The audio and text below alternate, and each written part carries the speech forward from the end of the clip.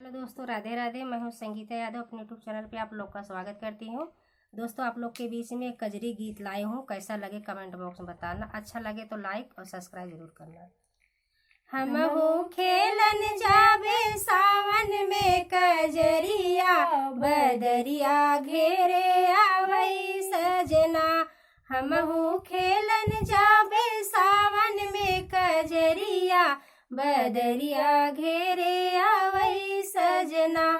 कैसे खेलन जैबू सावन में कजरिया, बदरिया घेरे आवई धनिया।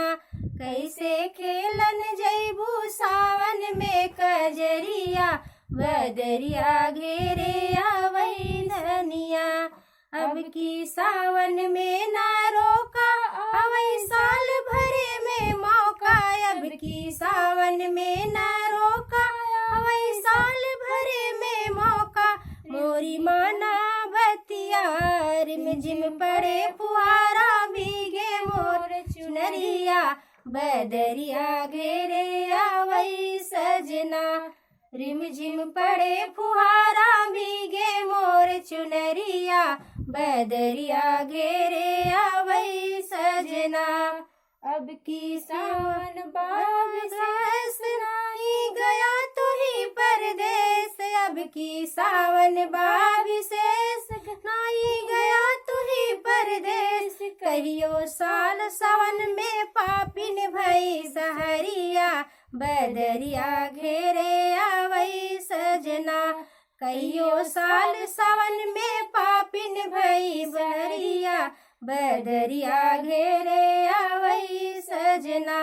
हम हूँ खेलन जाबे सावन में कजरिया, बदरिया घेरे आवई सजना।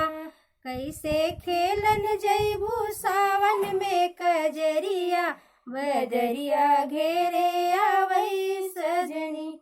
जब हम जाबे ना परदेश, घर में कैसे कटे कलेश। जब हम जाबे ना परदेश, घर में कैसे कटे कलेश। कैसे लैया सावन में हरियर की सड़िया, बदरिया घेरे आवई सजना। कैसे लैया सावन में हरियर की सड़िया, बदरिया घेरे आवई सजना। हम हूँ खेलन जाबे सावन में कजरिया, बदरिया घेरे आवई सजना। बाहर चलत बाए पुरवाई, हमसे करा नहीं चतुराई। बाहर चलत बाए पुरवाई, हमसे करा नहीं चतुराई। घूमी घूमी गया विदेशवा, बीतल उमरिया। घूमी गया विदेशवा, जाई बीतल उमरिया, बदरिया घेरे आवई सजना। घूमी गया विदेशवा, बीतल जाई उमरिया, बदरिया घेरे आवई सजना।